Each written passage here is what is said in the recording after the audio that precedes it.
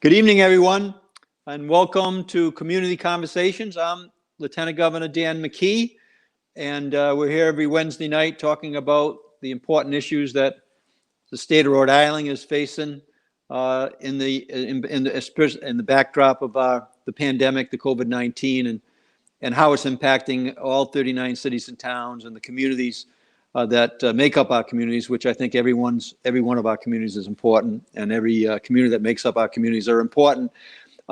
Two things I want to just go over before we bring our guest on tonight.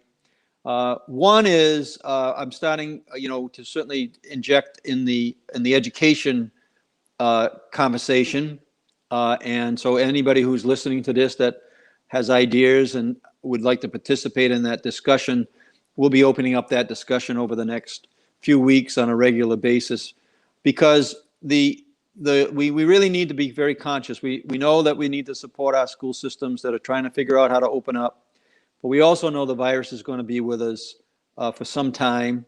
And the health issue is the top priority. It has always been, but the economics, the impact on the economics is critical as well right now. And shortly, the school issue is going to be that third rail of concerns that we have, because our students are not in school and they're going to lose a great deal of their education because of that, and they're going to have a lot of challenges in order to do catch up on the loss of their education that they're having over the last several months and continue. So we need to really think about education differently. As a mayor, I opened up a mayor's office, a municipal office of education that operates in the town of Cumberland 52 weeks out of the year. Several months ago, I said I felt as though that every community should have a municipal education office to help support the education in the community. And whether you're in a private school, a public school, a charter school, a mayoral academy, a home school, or your children are attending schools outside the state, every student in the state of Rhode Island lives in the state of Rhode Island is going to be impacted, and they're going to have a great deal of catch up to do, and we got to figure out how to do it. I think that we need to really be thinking about education, not only inside the classroom, but outside the classroom.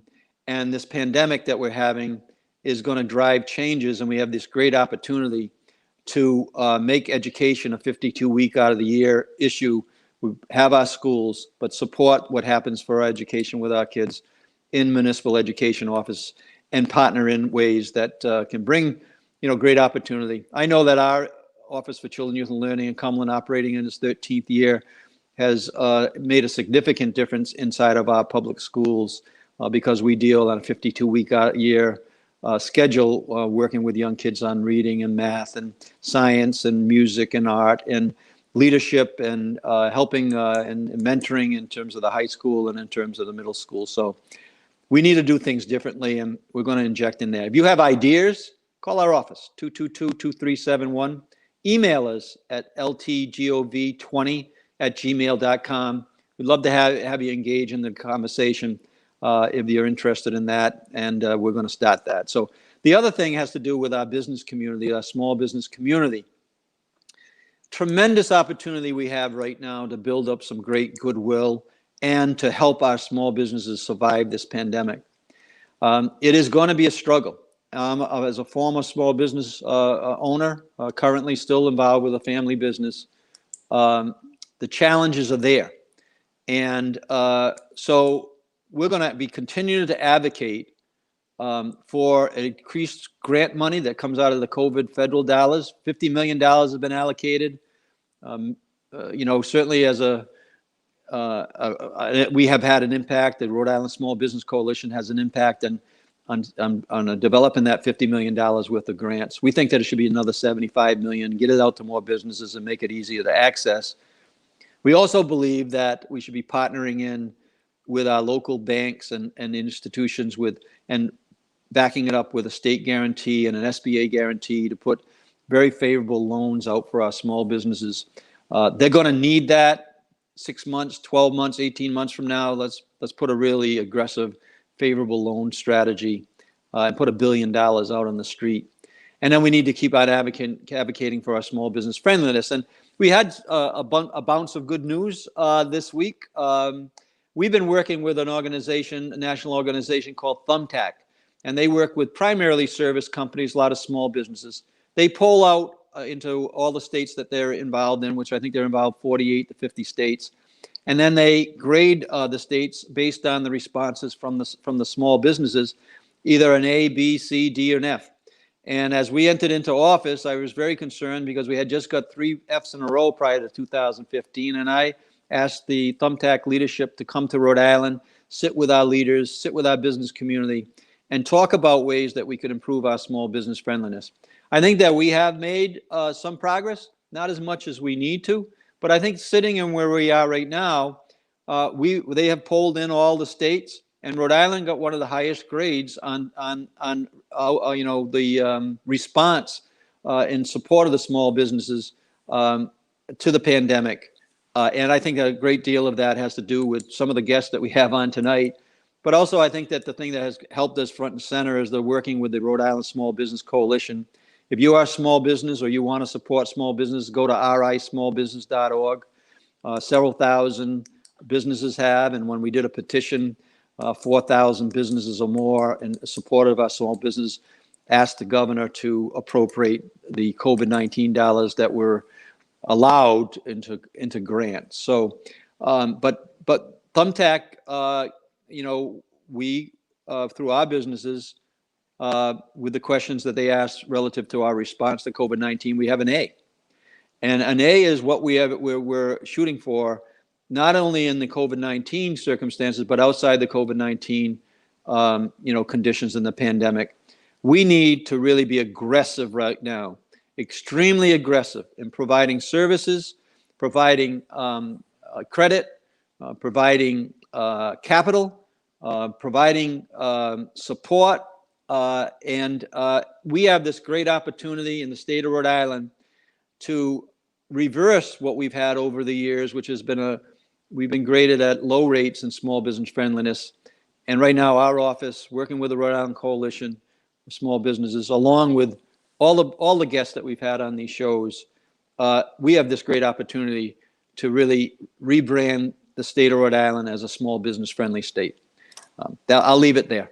Education, small business friendly state. Those are the 2 messages. And let's keep our A's in terms of small business friendliness when we get national polls that talk about that.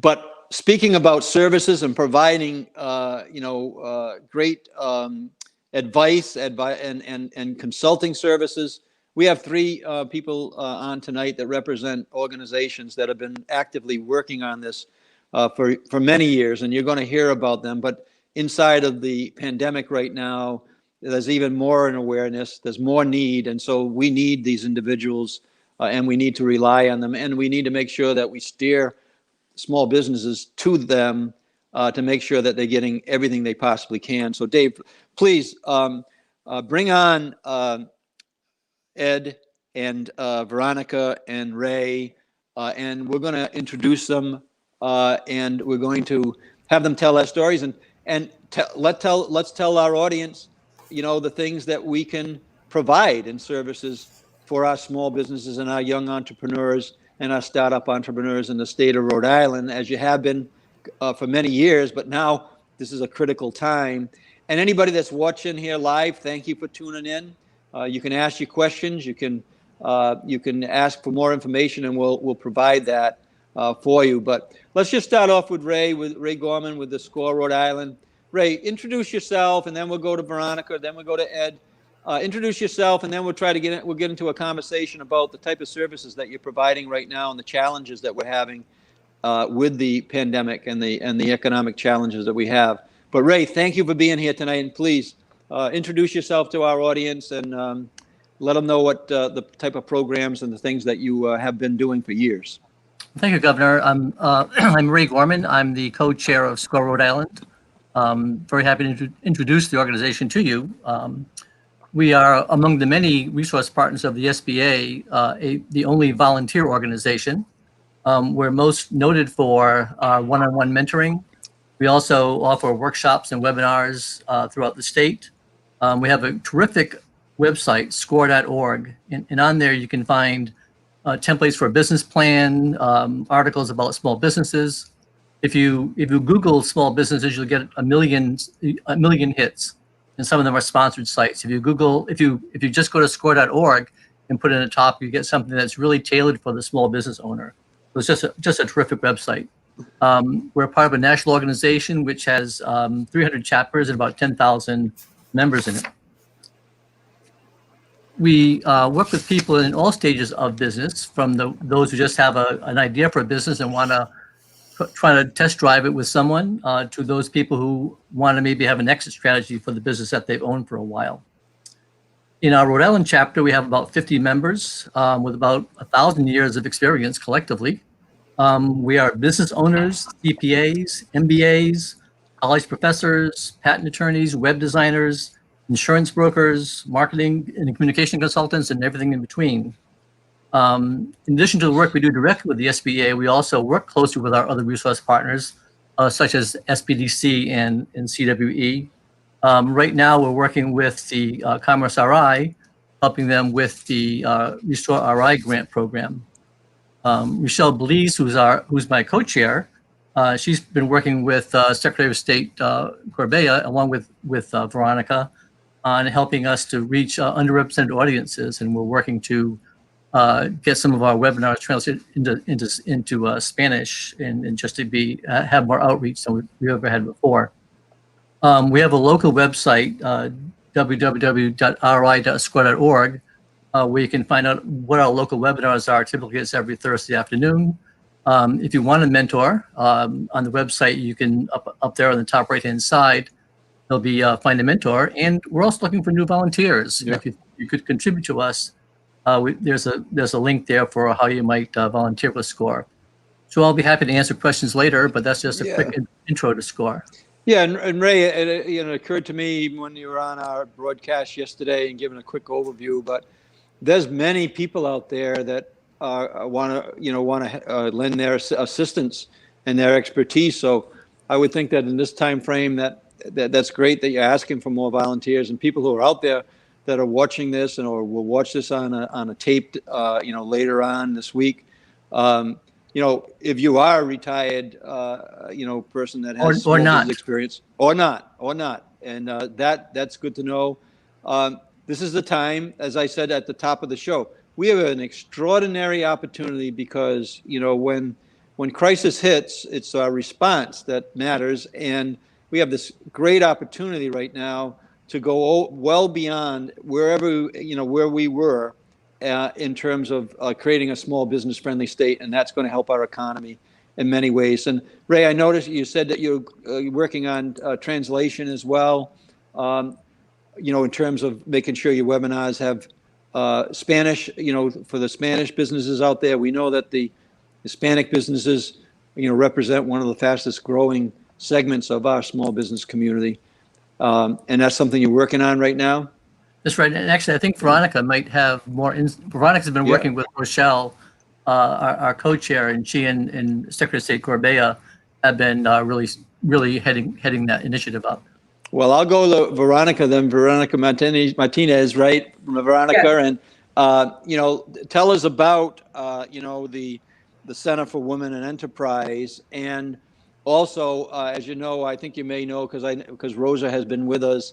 We certainly anything that has to do with translation in our office right now. We're translating every press conference that the governor had since the first press conference on it in Spanish into the Spanish community in our office right now, and Rosa's been doing that translation. So anything that we can do to help, along partner in with Nellie, who's a great partner as well, we'd be happy to do it. But give us an overview, an introduction for those who don't know anything about the center that you are involved in.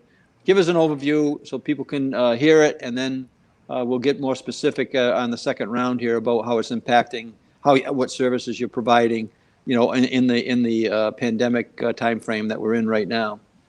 And thank you for being here. Thank you. Good evening. Thank you so much for having me on. And so, yes, I'm the director for the Center for Women in Enterprise. And just like SCORE, we also provide webinars, one-to-one coaching, now virtually, obviously, because of the pandemic. And we have offices in Vermont, New Hampshire, Massachusetts, and Rhode Island.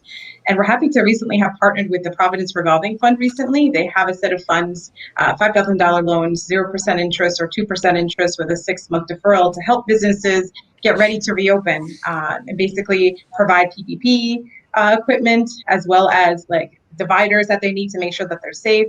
So it's been really great to work with them and make sure that we help the clients work through the process of applying through those programs, the SBA programs, the Commerce RI programs. So just really busy with coaching. I think that's taking a lot of our time, is making sure that people are applying and getting the funds that they need to reopen and sustain their businesses. We also have a VBOC program specifically for veterans and their families that need assistance as well.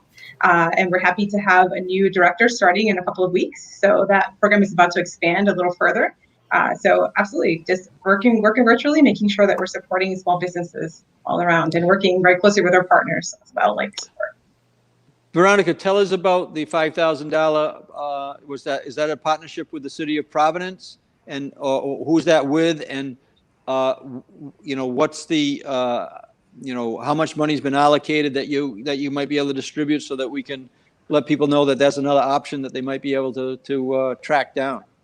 Yeah, it's like the unknown option because we haven't gotten a lot of applications, surprisingly.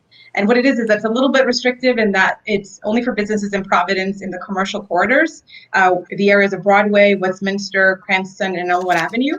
And so businesses are able to apply for this loan, like I said, $5,000, 0% interest if they begin payments right away, or 2% interest with a 6-month deferral. And it's to basically get ready to reopen, whether it be buying the PPE, whether it be restructuring their businesses. We had a restaurant that actually used the funds to purchase new tables and chairs so they could provide seating areas for their customers outside. And that was great. Now they're able to have more customers come in and actually dine outdoors and increase their revenue, hopefully. And so it's been really wonderful, but we haven't gotten as many applications as we thought we would. We thought we would be inundated by now. And we were providing the coaching for the clients that come in and apply to make sure that this loan is affordable, obviously, and that they have a good game plan as to how to utilize it. So we're hoping more people. Well, those loans are going to be very valuable. So keep the doors open on that and fight to keep that open, because I think that part of what is happening right now is that many businesses, they don't want to take on more debt. And they're looking at, if there's grants or there's other options, we've had the EIDL loans, which gave some level of, grants. In that we have the PPP loans, that were forgivable. So, but it's my opinion that there's going to be a moment where businesses are going to be faced with either closing or borrowing once a lot of this, grant money works its way through and these other options work their way through. And those loans are going to be worth gold. They are going to be so valuable because businesses are going to have to take out loans. And that's why I'm advocating, with an SBA, a state guaranteed program, partner in with all our local banks. This is advice that I got from commercial lenders that are very friendly to me and very high up in terms of their experience, and put out some real favorable loans statewide. Because like you say, you're restricted to Providence and certain corridors, but that's okay. Those businesses are going to benefit from it, and we want any business that benefits, that's good. Those loans are going to be very valuable. So hold tight, hold on to those, and we're certainly going to help you get that information out, Veronica. So thank you for being here, and we're going to circle back after we talk to Ed here a little bit. Ed Huttenhower, please give us a little overview of what the Small Business Development Center is doing. It has been doing, and I know you've been our guest several times on different broadcasts that we've had, Ed. So thank you for your leadership. But make believe people don't know who you are, and introduce yourself so that we can kind of, get more people to ring your phone or send you an email or text or something like that, so you can help them out. Okay, thank you, Lieutenant Governor, and good evening, everybody. As Lieutenant Governor mentioned, I am the State Director for the Rhode Island Small Business Development Center. It's an organization that has been around in the state since 1983, and since 2014 has been based at the University of Rhode Island.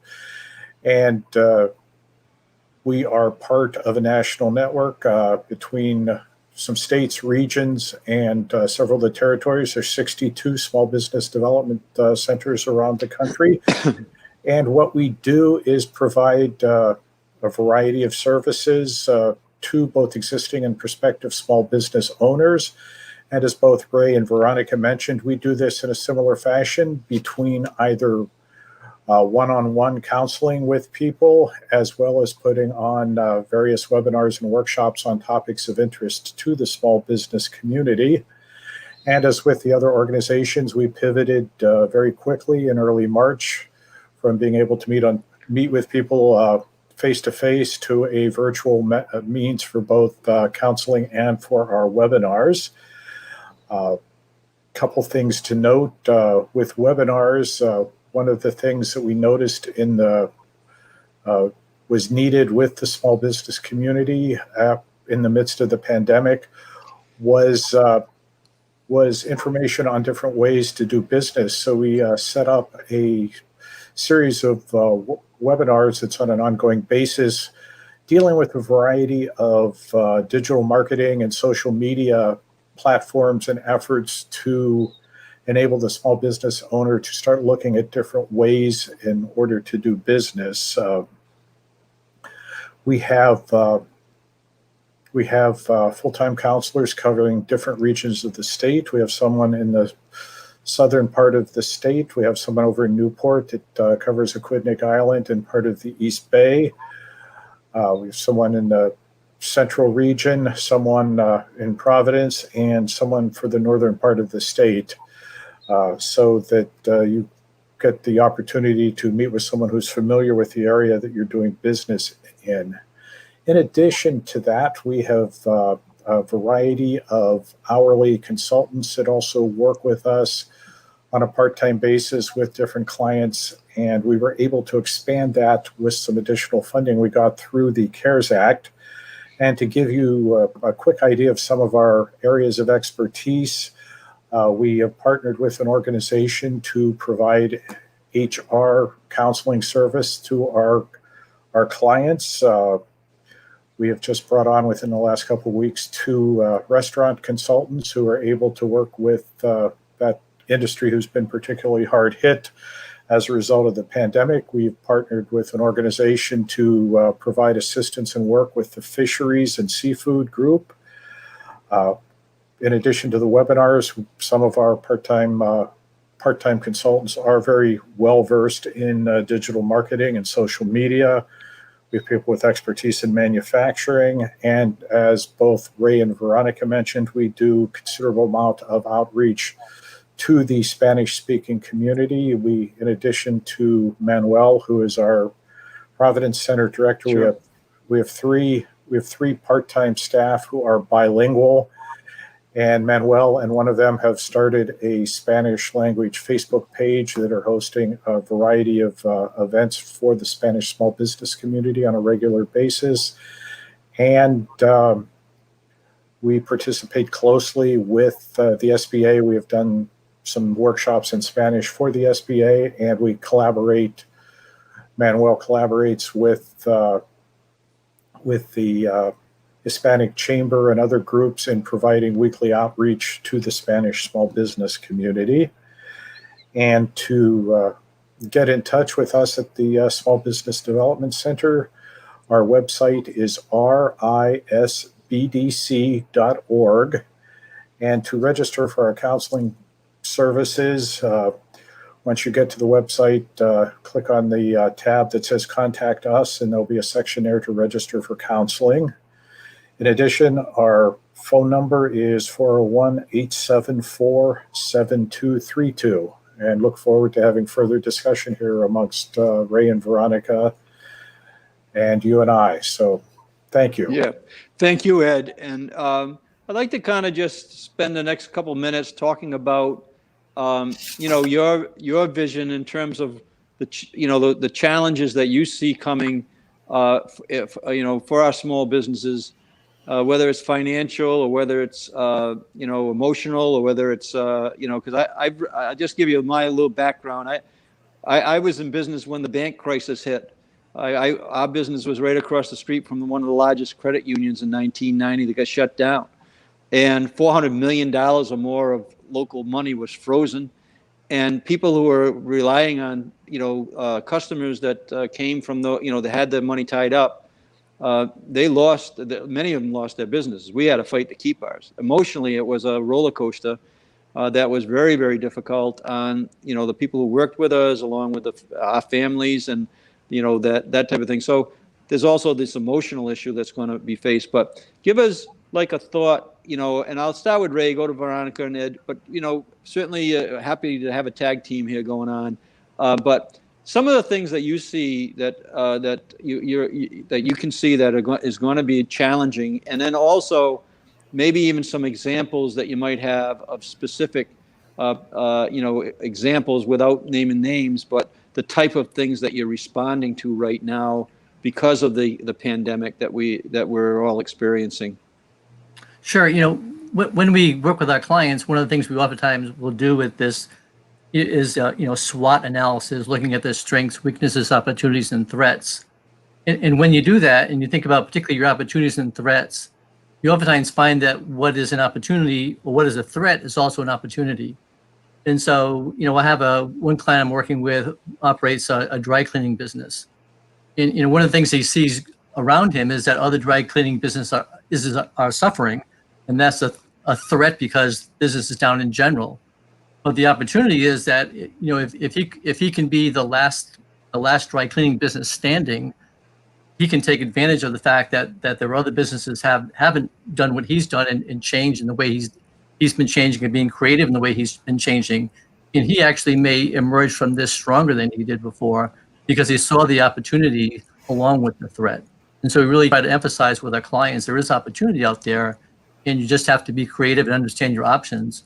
And if you do that, the what seems to be threatening can also be optimistic.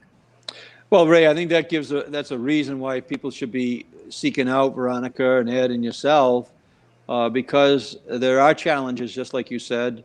I mean, our office is fighting to have every single small business that was viable before the virus hit to be on, with their feet solidly on the ground when this is all over. But like you said, there are going to be casualties, but you can reduce that likelihood by not only getting the credit to people, getting the grants to people, and getting that type of thing, but the advice that you're giving to kind of position and reposition. And I think many people are doing that right now, trying to work that out. I know that there's a great deal of advice, but in this case, you're not funded because you're a nonprofit, all volunteers, but someone like Ed or Veronica actually have some funds that are helping them to do that too. But that's a good example of why people should not only be, and I'll go from my personal experience, you never give up. The persistence here is part of a makeup of an entrepreneur, part of a makeup of a small business owner. And even when it seems as those doctors, I'll just give my personal advice, you just never give up. And you find out resources like Ray or other places that you can go that can kind of give you support. And you need this emotional support right now because when you're showing up every day, Ray and Veronica and Ed, and the revenue is not coming in, but the expenses are going to be there, that's a tough time frame to go through. So relying on expertise like you have, Ray, in your system, and people even like myself that has gone through it and has survived these real economic downturns. But it takes a lot of courage and it takes a great deal of persistence. So the work that you just described is very important. Veronica, give us a little of your overview of the challenges that you see coming, challenges that we're facing right now, and maybe an example of something specific that you're working on. So give the people that are listening to this and watching this, say a light bulb might lit and say, hey, that might help me, and I should give Veronica a call. Absolutely, and definitely agree with Ray that helping businesses pivot to sustain themselves is the way to go. One of the things that we're doing, since we saw that a lot of the businesses being denied for the SBA loans and other programs like that were credit issues, and so we started developing webinars to help people learn how to correct credit issues, providing one-to-one coaching as well in-house to help people correct whatever issues they have on their credit. I know it's not an easy fix. Sometimes it takes months to a year to fix these things, but the faster they get started, the better. It's something that we're doing, and luckily Providence Revolving Fund, credit is a non-issue. It's not a factor that they utilize to approve a loan. So that's always nice to know that there are programs that are not specifically relying on credit to approve a borrower. But that's one of the things that we're doing, is trying to help them address those barriers that are helping them move forward to getting some kind of funding to help them sustain. Yeah, and so the one of the things that I'm seeing and hearing because of our connection into the minority communities, the Hispanic communities, is that because they're, they have a disproportionate infection rate. We know that to be true for many different reasons, but the communications, Veronica, how are we getting, so even I had a call from a restaurant owner that was concerned about the governor's reducing hours in their establishment because of the fact that our infection rate was increasing, and that they felt as though that some of the communication with some of our Spanish-speaking businesses has not been as direct, and we could improve, the outcomes on the health side because of the challenges that they're facing. So what in particular are you, when you're talking about the clienteles that you're working with, and specifically into the minority communities, what does the outreach look like for a business that's listening to this and saying, hey, that, like I said, I should give Veronica a call here? Yeah, basically we're doing outreach on the radio to make sure people know that we're here. We're a fully bilingual office, to make sure that we're here to serve in English or Spanish, to provide the coaching or bilingual webinars that they're looking for. And like Manuel, he offers the Facebook Live. He invites us on the show as well to make sure community members are aware of the services that we're providing. But yeah, definitely want to make sure that they're aware that we're here, providing all the supports that they need to help them pivot or sustain.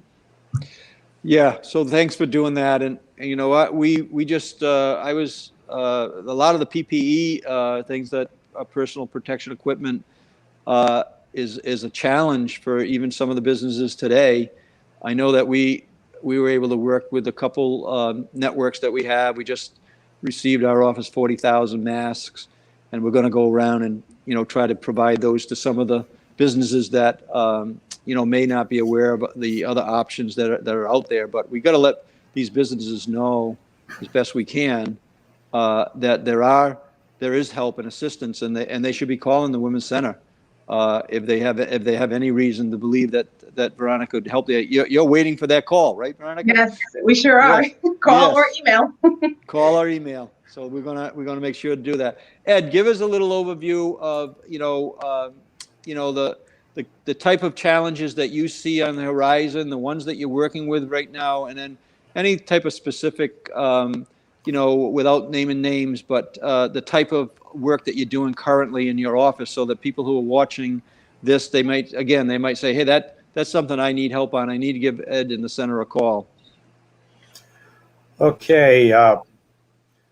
If one looks over the past few months, and I think Ray and Veronica would probably agree, we've seen the first couple months was like sheer, not quite panic, with a number of business owners, where we had a number of examples of almost like talking people back from the edge because of the concerns that they had. And with that became a lot of work with the PPP, EIDL, and other loans that are available. And over the last probably 6 weeks or so, there's been a little bit of a transition that we've seen, where people are focusing more on the future. What are some of the things that we can do to make sure that our business survives and thrives going into the future? We've also had a number of people start looking at opening businesses now, which is not just happening here. I'm hearing it from my counterparts around the country as well. And we anticipate that this overall mix of recovery from the ongoing crisis, to looking at moving forward, to looking at some new things happening moving forward. Obviously, I think we're all going to be involved with looking at issues related to PPP forgiveness, and keeping our fingers crossed that Congress will do something that will make that a lot easier for the smaller PPP loans that were received. But to give you a couple of examples of businesses that we worked with that were able to kind of pivot and come up with a new business model. One, we worked with a woman who was a seamstress who was laid off from her business, and she worked with the center here and looked at alternatives, and we helped her with a pricing structure for making masks, and she's making more money now with her mask business than she had been as a seamstress, and she is a Spanish-speaking small business owner.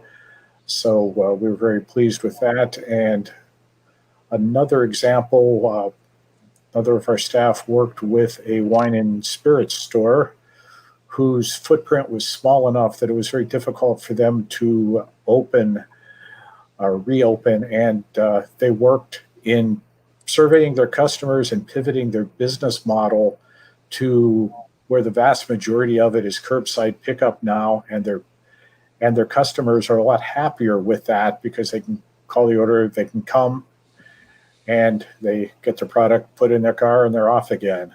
So those are just a couple of examples of innumerable cases like this, and I'm sure both Veronica and Ray could have some specific examples as well like that. Yeah, so Ed, one of the things that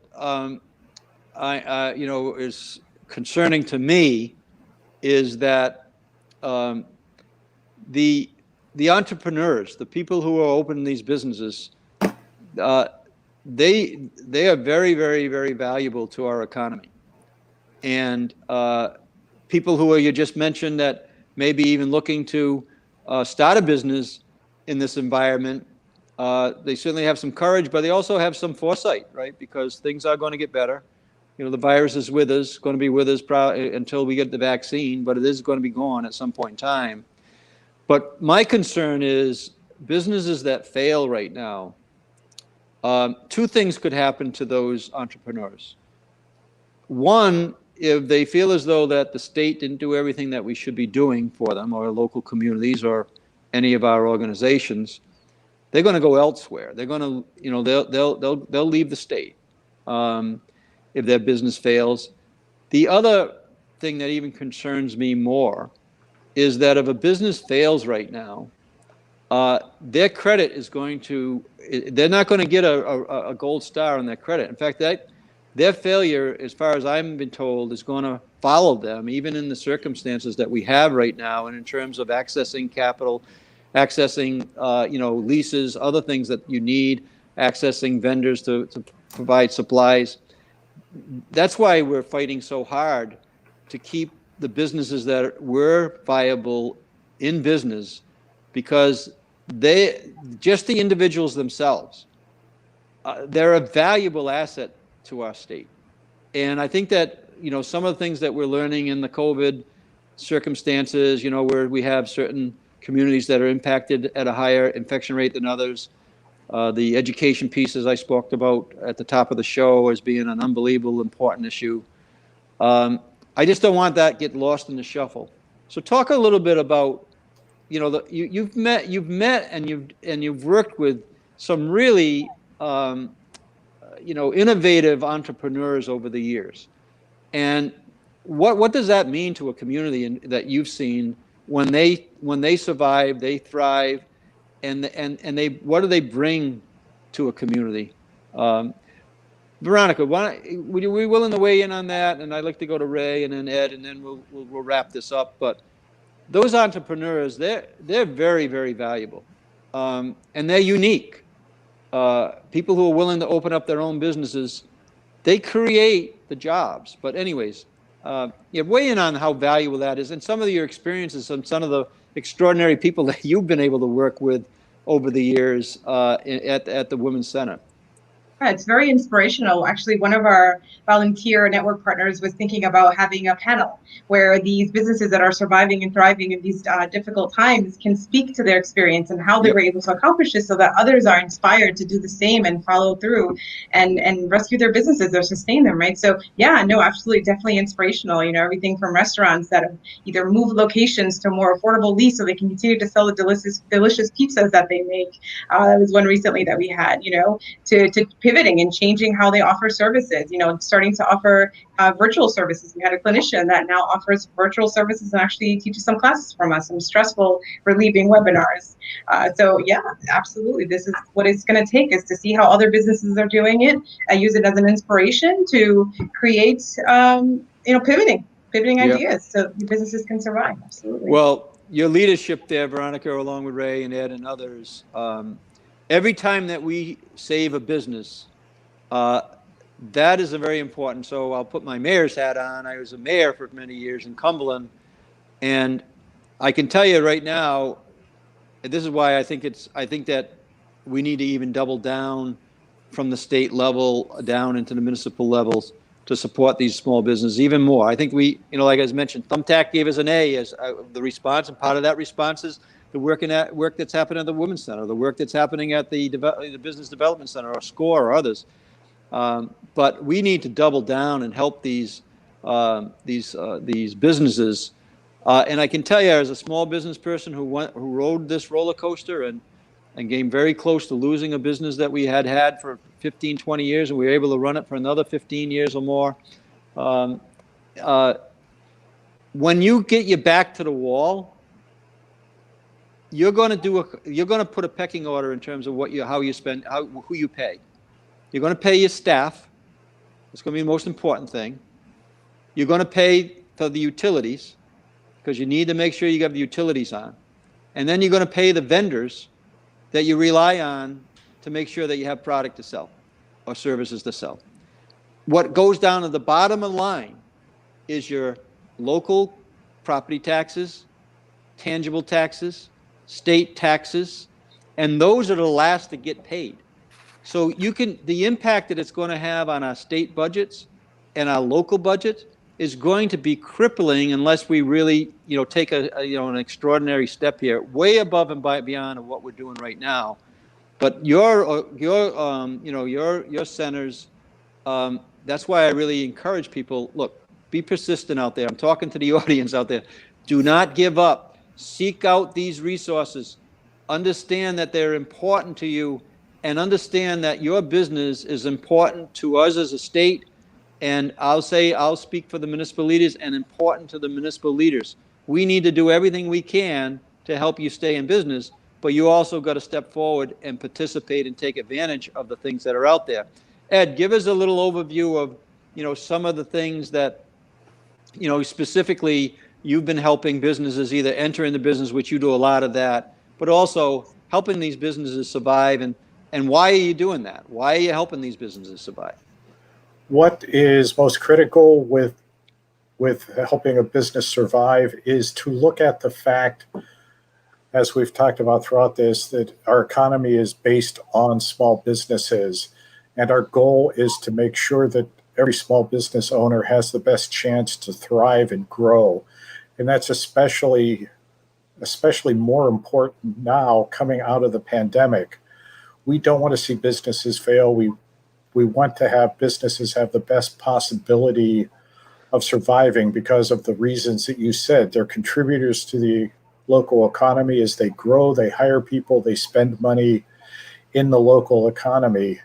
And without that, there is going to be just potential for some more negative things happening in the future. So all of us are looking to make sure that every business has the best opportunity and the best tools and the best resources to have the best chance to succeed, not only now, but in the future. Yeah, and Ed, we're going to wrap it up now. We're going to give Ray a chance, and Veronica and Ed to have last words. How do you contact, you know, your last words of advice right now for tonight? But I can tell you that it's an honor working with each and every one of you, because I know that you're committed. Your mission is committed to helping people. I know how important it is, the work that you're doing and the success that you're having in your organizations. And we need to make sure that we deliver the message to as many people as we can to take advantage of these resources. You know, we gotta, you know, this is important front and center business right now that we're doing, right? This is not a sideshow that, you know, that is just a relevant, you know, piece of the work that we work on relative to helping these small businesses. This is our economy. This is the jobs. This is the future growth of the economy and the future growth of our employment in the state. So that's why, you know, our office is doing everything we can, but it is an honor to work with each one of us too.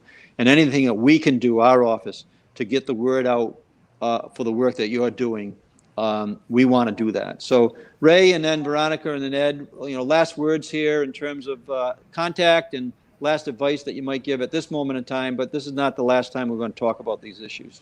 Thank you, Governor. I want to emphasize one of the things that you've been saying all along is that one of the things that we represent is a chance for you to feel like you're not alone in this, that there is help out there, and a lot of what we do in SCORE is just listen and let you say things out loud that you may be afraid to say without anyone hearing you. And so we're here to listen as well as to give advice. And as I said, go to the website www.score.org and request a mentor, consider volunteering, check out the resources that are out there, and you'll feel less alone, and there's a much greater chance of you being successful. Yeah, thanks, Ray. And I'll just inject, you know, what you're talking about there. You know, when we were facing that, you know, when we had our backs against the wall in the banking crisis, and it was a big problem. And anybody who walked away, through that or had experience, I had family members experience, and that was huge when we shut down all the credit unions in the state and all the backfire that it had, and all the, you know, the foreclosures. But I can tell you from personally, I was fortunate. You know, my dad had died a few years earlier, so he was kind of my mentor in a lot of ways. But I was able to seek out mentors, and I was able to seek out 3 people in particular that helped me walk through the legal issues, the finance issues, and also the advice in terms of the banking issues. That's how we survived that time frame.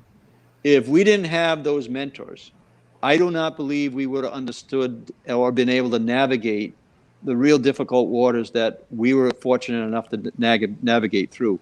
So, you know, SCORE represents those, you know, those mentors that can coach and help people work through this time frame. Veronica, last word for you for tonight. Thank you. I mean, just want everybody to know we're here to help. We're passionate about what we do. We want to see you thrive and succeed. So please give us a call. Our phone number is 401-277-0800. You can email us too at info.rhodeisland, spelled out, at cweonline.org. Thanks. Ed, last word for you for tonight. Okay, great. It's been an honor and to be on this evening. Let me reiterate that the SBDC is a source for unbiased, honest, straightforward feedback. We're good listeners, just as Ray and Veronica mentioned about themselves. You can contact us through the website, RISBDC.org. To register for counseling, once you're on the website, click on Contact Us, and then complete the online request for counseling. And our phone number is 401-874-7232. And we look forward to working with small business owners and prospective small business owners, both now and moving forward. Yeah. So again, thank you all for being here tonight. And if anybody, you know, hears something or they want us to follow up on, you know, with Ray at SCORE or Veronica at the Women's Center for Enterprise, or with Ed at the Small Business Development Center, contact us at 222-2371. Email us at ltgov20@gmail.com, and we'll take it from there. Dave, were there any questions that came up that we might want to go over, or is that, I'm not sure there has been or not, but No, I think it was okay. Dave? Oops, we're having a little trouble with Dave. Well, if we have questions, we'll get them to you. Great. If Okay, there good. are, and we'll make sure that we're following up. And again, thank you so much for the work that Thank you're you. doing right now, Thank and in the future. We're looking for the vaccine, and we're looking for a great future for the state of Rhode Island, and we're looking to grab the opportunity, and the work you're doing is going to, really, make or break us in a lot of ways. And we want the A's. We want the A's on small business friendliness. We want people to know that we have their back in many different ways. But you also, I would say to the small business community or people watching this, kind of opening a business or supporting friends that have a business, you gotta make that call. You gotta make that text. You're gonna put that email in, and help is there, and be persistent. So thank you all for being here tonight. Appreciate it. Thank you. Okay, thank you. I get the last word now. So yeah, make the call. If you're thinking about opening a business in the state, or you're thinking about, pivoting, as both Veronica and Ray and Ed had mentioned, and need help to do that, make the effort, do it. We need you. And so I also say that, the two things we're going to be talking about: the education. If you're thinking about ways that you can help in there or have some ideas, contact our office. If you'd like to talk about it on one of these broadcasts, I'm thinking about not only what we need to do inside of our current systems, but what are we going to do outside of our systems? Remember, our kids are in the schools, even in the good times, about 12% of their time during a year, 12% of the time. So what are we doing on the other 88%? Great opportunities sitting right there, and we should be taking advantage of that. And finally, I want to tell you that we're going to be having our own Lieutenant Governor Entrepreneur Challenge that's coming up next week, and we're going to have some of the people who are participating, either our sponsors or some people who are really supporting that Entrepreneur Challenge for high school students, on next week to give you an overview of what's going to happen in a live broadcast that's going to happen on the, I believe it's the 20th, next Thursday. So, and in that we have sponsors, and these high school students, the credit unions are a sponsor, Dr. Daycare is a sponsor, Massey Financial is a sponsor, the Rhode Island Realtors is a sponsor, and we're very fortunate to have those sponsors. Then the young kids are going to be competing for $14,000 in scholarship money. Tell me that that's not going to be important to those families. And also, we're going to hear from young entrepreneurs that are going to be able to be potentially opening businesses in our state down the line, if they haven't already done that. So I just want to thank everybody for coming to the community conversation tonight. Let's stay safe. And thank you so much for joining us. Give us a call if you think we can be of help. Appreciate it.